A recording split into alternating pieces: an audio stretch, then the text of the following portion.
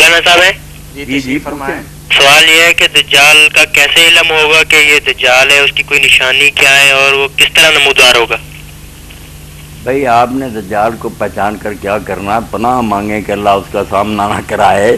اللہ کے رسول علیہ السلام نے فرمایا جب وہ آ بھی جائے تو کسی کو دلیری نہیں کرنی چاہیے وہ کتنا ہی مومن ہو کہ میں دجال سے جا کر بیعت کرتا ہوں. لوگ مومن جائیں گے اور کافر لوٹیں گے. اتنا دانشور ہوگا, اتنا ماہر ہوگا وہ فلسفے اور منطق کا کہ بڑے بڑے ایماندار جو ہیں وہ مسترد ہو جائیں گے. اس کے سامنے جانے کا فائدہ نہیں, پناہ مانگنی چاہیے.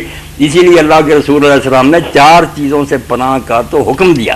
نماز میں باقی دعائیں ہم جو جی چاہے کریں یہ سن لیں, جو سٹارٹ ہے نا کرنا درود شریف کے بعد, وہ 4 چیزوں سے پناہ ہے. اور یہ اتنی ضروری ہے کہ امام مسلم لکھتے ہیں اور ابن حزم رحمۃ اللہ علیہ نے محلہ میں حوالہ دیا کہ حضرت طاؤس جو ابن عباس رضی اللہ عنہ کے شاگرد سے تابعی, انہوں نے اپنے بیٹے سے پوچھا تو نے یہ دعا پڑھی ہے نماز میں؟ کہا نہیں. انہوں نے کہا دوبارہ پڑھ. جب حضور نے حکم دیا کہ 4 چیزوں سے پناہ مانگو, باقی دعائیں کرو نہ کرو یہ مانگنی پڑے گی کہ عذاب قبر سے, عذاب جہنم سے, فتنۃ المسیح دجال سے, فتنۃ المحیا والممات, اس سے شروع کرنا, پھر درمیان میں جتنی چاہے دعائیں کرے, اور آخر میں حدیث پاک پر میں آتا ہے کہ آپ جب پھر ختم کرتے تھے اور سلام پر پہنچتے تھے تو پھر یہ پڑھتے تھے. پہلے وہ اللہم انی اعوذ بک من عذاب جہنم, درمیان میں دعائیں جتنی چاہے, اور جب ارادہ ہو سلام کا پھر اللہم اغفر لی ما قدمت وما اخرت وما اسررت وما اعلنت وما اسرفت وما انت اعلم به منی انت المقدم وانت المؤخر لا الہ الا انت. یہ حدیث پاک کے مطابق ہے. اس لیے میرے بھائی بہنیں پہلے اپنی نماز تو حضور کے طریقہ کے مطابق بنانے کی کوشش کریں. تو دجال سے پناہ مانگنے کی باقی جو ہے نا اس کا بیان ہوا, وہ تو لوگ کہتے ہیں نہیں جی یہ یہودی جو ہے یہی دجال ہے, کوئی کہتا پادری دجال ہے, سب غلط باتیں ہیں.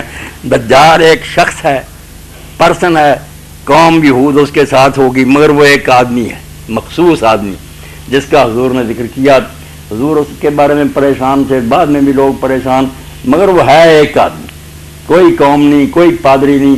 اور اس کی نشانی جو بیان ہوئی وہ اس کی دائیں آنکھ جو ہے یہ تو بالکل اندھی ہوگی, اور دوسری بھی پوری ٹھیک نہیں ہوگی, اس میں کی نظر خراب ہوئی. مگر ایک تو بالکل جو ہے نا اس کا ڈیلا جو جیسے انگور ہوتا ہے نا اس طرح باہر نکلا ہوا ہوگا, پھولا ہوا ہوگا.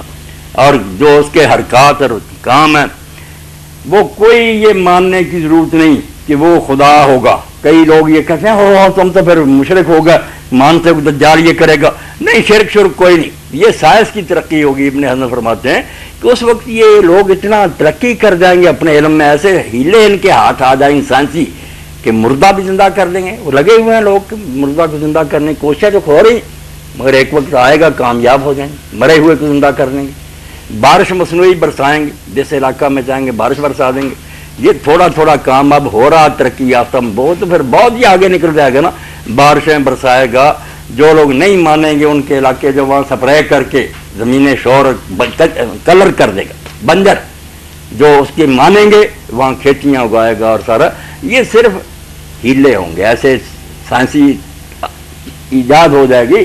خدائی کوئی نہیں, نہ خدا کسی کو اپنی خدائی دیتا, خدا کا کام اور ہے, اس میں کوئی نبی ولی شریک نہیں. یہ جو بندے محنت کر کے اب مصنوعی آنکھیں ڈاکٹر لگا رہے ہیں, دل لگا رہے ہیں, خدا کیا بننا, خدا کے بتائے ہوئے ہیں یہ کام جو لوگ کر رہے. تو دجال جو ظالم ہوگا اس کی ایک بات میں سنا دیتا ہوں. اللہ کے رسول علیہ السلام فرماتے ہیں ساری زمین پر گھوم جائے گا, اس کا غلبہ ہوگا, ایسی تیز رفتار سواری ہوگی کہ ساری زمین پر 40 دن میں